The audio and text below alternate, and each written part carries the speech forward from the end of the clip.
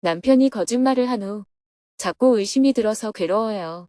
2023년 12월 19일 병원 진료 후 휴식. 안녕하세요. 서울 정토회관의 아침이 밝았습니다.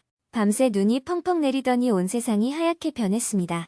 영하 10도까지 떨어지는 강추위가 연일 계속되고 있습니다. 스님은 새벽 기도와 명상을 마친 후 안과병원에 검진을 받으러 갔습니다. 눈 수술을 한 지 한 달이 지났는데요. 의사 선생님이 시력 회복이 잘 되었는지 꼼꼼하게 검진을 해주었습니다. 병원을 나와 안경점으로 가서 회복된 시력에 맞춰 안경을 새로 맞춘 후 정토회관으로 다시 돌아왔습니다. 엊그제부터 편두통과 설사 증상이 계속되고 있는데요. 오늘은 목소리까지 잠기었습니다. 지난 일주일간 필리핀 민다나오 방문 일정이 조금 무리가 된 것 같습니다. 오후에는 건강을 회복하기 위해 휴식을 하며 업무를 보았습니다. 오늘은 법문이 없었기 때문에 지난주 금요 증문즉설 강연 내용을 소개하며 글을 마칩니다. 남편이 거짓말을 한 후 자꾸 의심이 들어서 괴로워요. 저는 결혼한 지 10년 차 되는 주부입니다. 연애 때부터 남편한테 집착하는 마음이 생겨서 들키지 않으려고 무진장 애를 썼는데 지금도 집착이 사라지지 않고 의심만 듭니다. 매일 새벽 108배를 해도 마음이 불안하고 괴롭습니다. 집착하는 마음을 내려놓을 수만 있다면 모든 것을 다 할 각오가 되어 있습니다. 어떻게 하면 남편에 대한 집착을 내려놓을 수 있을까요? 결혼해서 아내가 남편에게 좀 집착을 하는 것은 큰 문제가 아닙니다. 그런데 집착하는 정도가 심해서 남편에 대해 어떤 의심을 하는 건가요? 구체적으로 다른 여성과의 관계를 의심하는 건가요? 남편이 일하고 있다고 해도 일을 안 하고 놀고 있는 것 같아서 믿음이 가지 않습니다. 주로 여성 문제 때문이라고 생각되나요? 여성 문제도 있고 친구 문제도 있고 여러 가지가 섞여 있어요. 주로 여성 문제에 대한 의심이 든다면 의부증이라고 할 수 있습니다.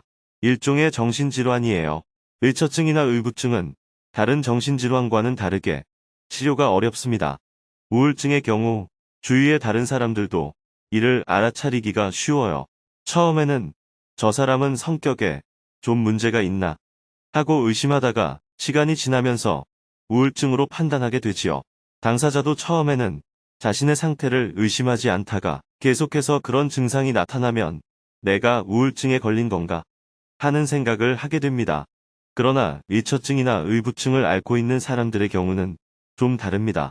직장 생활도 정상적으로 잘하고 다른 모든 생활을 정상적으로 유지하는데 의처증이 있는 사람은 아내에 대해서만 계속 의심이 들고 의부증이 있는 사람은 남편에 대해서만 계속해서 의심이 드는 거예요.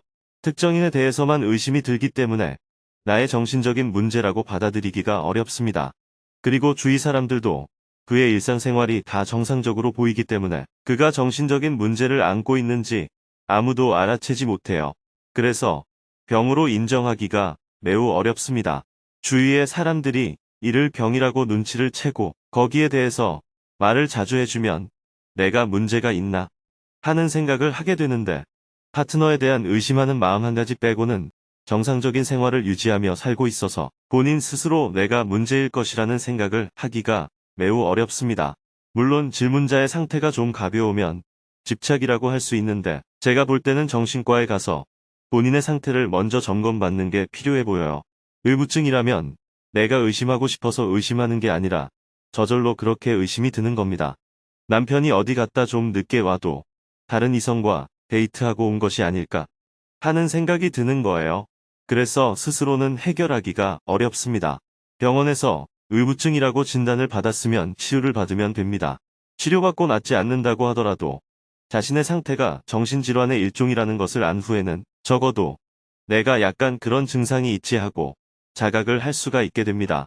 내부에서 일어나는 남편에 대한 의구심을 자꾸 자각하다 보면 남편에게 문제를 제기하지 않게 되죠. 그렇지 않고 남편에게 계속해서 자신의 의심에 대한 답변을 요구하게 되면 남편은 왜 너는 그렇게 생각하느냐 하며 굉장히 답답해합니다. 그로 인해 두 사람의 관계가 점점 나빠집니다. 질문자의 얘기만으로는 일단 의부증의 가능성이 있다고 봅니다. 병원에 가서 검사 받아보는 것이 좋겠어요. 의부증이 아니라면 수행을 통해 남편에 대한 집착을 극복할 수가 있지만 의부증이라면 치료를 받아야지 각오하고 결심한다고 이 문제가 극복되지는 않습니다. 검사를 받고 이미 약을 먹고 있어요. 그것이 의부증에 대한 치료인가요? 신랑이 저에게 거짓말을 많이 했는데 그로 인해 신뢰를 많이 잃게 되었어요. 그래서 자꾸 의심하게 되는 것 같아요. 다른 사람한테는 안 그러는데 신랑한테만 제가 유독 의심을 많이 하는 편이에요. 그래서 치료가 어렵다는 겁니다. 이 사람도 의심하고 저 사람도 의심하면 내가 문제가 있는 사람이다 하고 쉽게 알아차릴 수가 있는데 오직 아내 또는 남편만 의심하기 때문에 본인이 이런 증상을 가지고 있다는 사실을 자각하기가 어렵습니다. 제가 아무리 설명해도 질문자 스스로 나에게 의부증이 있다는 사실을 받아들이기가 쉽지 않습니다. 신을 믿는 사람은 신이 늘 내 안에서 작용한다고 생각하잖아요. 신을 믿지 않는 사람은 아무것도 없는데 왜 저러나 하고 생각합니다. 신을 믿는 사람은 신을 믿지 못하는 사람들을 이해할 수가 없습니다. 그런 것처럼 의부증이 있는 사람은 마음속에서 남편이 이런저런 핑계를 대고 있다고 계속 의심을 합니다. 그래서 검사를 해보라는 겁니다. 병원에 갔더니 뭐라고 그래요? 제가 10년 전에 아기를 낳으면서 산후 우울증이 심하게 왔어요. 그때부터 우울증 약을 10년 가까이 먹고 있습니다. 임신했을 때부터 신랑이 거짓말을 많이 해서 트라우마가 생겼는데 그로 인해 믿음이 안 가게 된 겁니다. 그래서 지금 매일 새벽마다 108배를 하고 있는데 어떤 기도문을 가지고 기도하면 도움이 될까요? 의사의 처방을 받아서 우울증 약을 먹고 있다니까 다행입니다. 그런데 방금 질문자가 저한테 얘기했듯이 자꾸 신랑에게 의심이 든다는 얘기를 의사한테 한번 해봤나요? 그 말은 해보지 않았습니다. 의사의 검진을 받으면서 그 얘기를 안 했어요. 의사 선생님이 그냥 우울하냐고 묻길래 그렇다고 하니까 약을 처방해 줄 뿐 제 이야기를 자세히 들어보지는 않으시더라고요. 처음에는 안 그랬는데 아이 낳고부터 그랬다면 그때 발병한 것일 수도 있지만 연애할 때부터 그랬다니까 산후 우울증하고는 관계가 없어요. 다음에 병원에 가거든 아이를 가졌을 때부터 남편이 거짓말을 한 게 트라우마가 되었는지 항상 남편에게 의심이 듭니다. 하고 꼭 상담해 보세요. 병원에 처음 가는 것도 아니니까 부담 갖지 말고 진찰해 보세요. 의부증이 아니라면 다행이고 의부증이 맞다면 치료하면 되잖아요. 어차피 우울증 약을 먹고 있으니까 약을 한 개 추가해서 같이 먹으면 됩니다. 스님은 정신과 의사와 아무런 이해관계가 없어요. 다만 저는 상담을 많이 하다 보니까 정신질환을 방치해서 나중에 병을 키워 더 큰 고통을 겪는 걸 자주 보게 됩니다. 그래서 진찰해 보라는 거예요. 치료받으면 금방 호전이 될 수도 있습니다. 기도는 이렇게 하면 됩니다. 남편에게는 아무 일도 없습니다. 저는 남편을 믿습니다. 저는 편안합니다.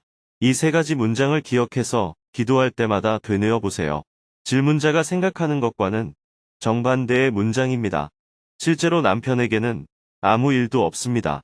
질문자는 남편이 늘 무슨 일이 있다고 생각하는데 기도문은 남편에게 아무 일도 없다는 것입니다. 질문자는 남편을 못 믿는데 기도문은 남편을 믿겠다는 것입니다. 질문자는 마음이 편안하지 않은데 기도문은 나는 편안하다는 것입니다. 이 세 가지를 기도할 때마다 되뇌어 보세요. 편안하겠습니다가 아니라 저는 편안합니다. 입니다. 남편을 믿겠습니다가 아니라 남편을 믿습니다. 입니다. 남편은 아무 일도 없을 것입니다가 아니고 남편은 아무 일도 없습니다. 입니다. 불교 신자라면 앞에 부처님을 붙이고 기독교 신자라면 앞에 하느님을 붙이고 종교가 없으면 아무 말도 안 붙여도 돼요. 세 가지 내용을 기억하셨어요? 한번 따라해봐요. 남편에게는 아무 일도 없습니다. 저는 남편을 믿습니다. 저는 편안합니다. 그렇게 한번 기도를 해보세요. 그런데 가장 먼저 해야 할 일이 무엇이라고요? 병원에 가서 검진받는 것이요. 병원에는 이미 가고 있으니까 의사한테 자신의 의심병을 한번 자세하게 얘기해봐요. 그것이 나중에 생긴 트라우마라면 거기에 따라서 약이 처방될 것이고 의부증으로 진단이 나면 약만 먹는다고 낫지는 않습니다.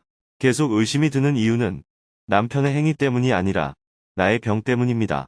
이것을 자각하면 의심이 들더라도 남편을 탓하는 마음은 생기지 않게 됩니다. 내 병이다. 이렇게 자각하면 빨리 회복이 됩니다. 매일 새벽마다 정진해 보겠습니다. 정진보다 더 중요한 것은 병원에 가는 겁니다. 108배만 하면 되겠습니까? 108배가 중요한 게 아니라 병원에 가는 게 중요해요. 병원에는 꼭 가겠습니다. 병원에 가서 의사하고 상담을 해보세요. 그리고 108배 절을 하면서 3가지 내용으로 자신에게 암시하세요. 그러면 무의식 세계에 어떤 변화가 일어나면서 개선이 좀 될 수 있습니다. 감사합니다. 내일은 오전에 민족의 화해와 평화를 위한 종교인 모임을 하고 한 해를 마무리하는 수행 법회 생방송을 하고 오후에는 평화재단 기획위원회 회의를 할 예정입니다.